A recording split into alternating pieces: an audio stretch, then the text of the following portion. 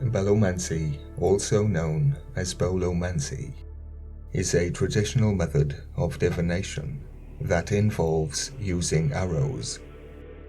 The word is built upon the ancient Greek, the Romanized bellos, literally meaning arrow, dart, and mantiaia, Latin manti, mantis, soothsayer, plus aya, enki. The root for the Greek arrow would be bell, as bellomancy was an ancient practice that was observed by the Babylonians, Greeks, Arabs, and Scythians. This refers to the nobility. For example, Alexander the Great was Scythian nobility. He transferred the Babylonian script into the Greek Septuagint, and therefore possibly repositioned the redefined version of bellomancy into the Greek culture, which then became known as Rhabdomancy. The arrows used in divination were marked with occult symbols and required feathers, while another method involved writing multiple answers to a question and attaching them to different arrows. For instance, 3 arrows would be labeled with the phrases "God orders it," "me," "God forbids it," "me," and 1 is left blank.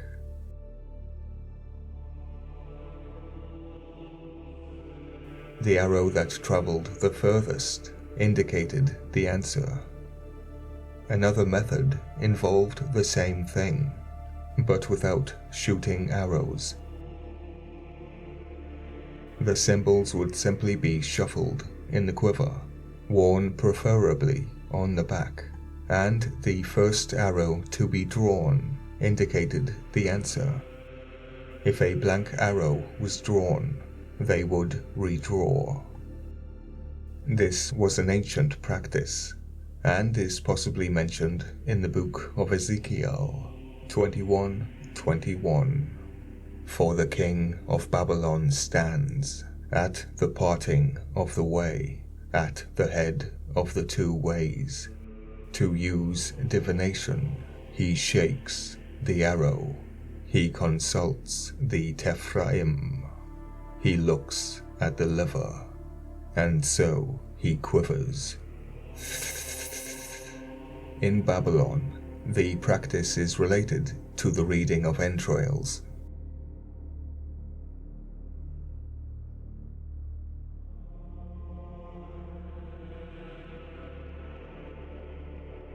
The name Yahweh should not be spoken aloud. But Mr. Christie, you just said the word Yahweh. But I'm about to say Jerome, which means Yahweh, which includes the term sacred name. But I've already done it, so fuck it. Saint Jerome agrees with this understanding of the verse, and observes that the practice was frequent among the Assyrians and Babylonians, as mentioned in Hosea 4:12, although a staff or rod is used instead of arrows, which is said to be Rhabdomancy rather than bellomancy, which is poppycock, because Rhabdomancy includes the use of arrows.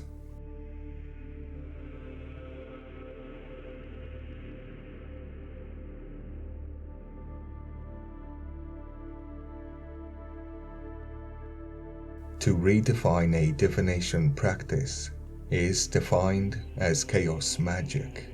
The root for Rhabdomancy is bellomancy.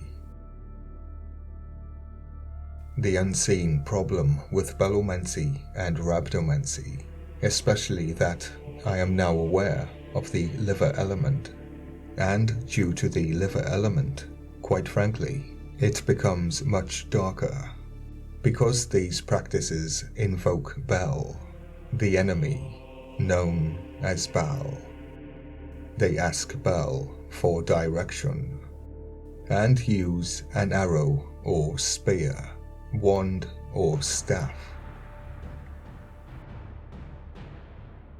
Now think of Jesus on the cross, or darker still, Saint Michael driving a spear into the belly of the beast, into his mouth, the mouth of Baal.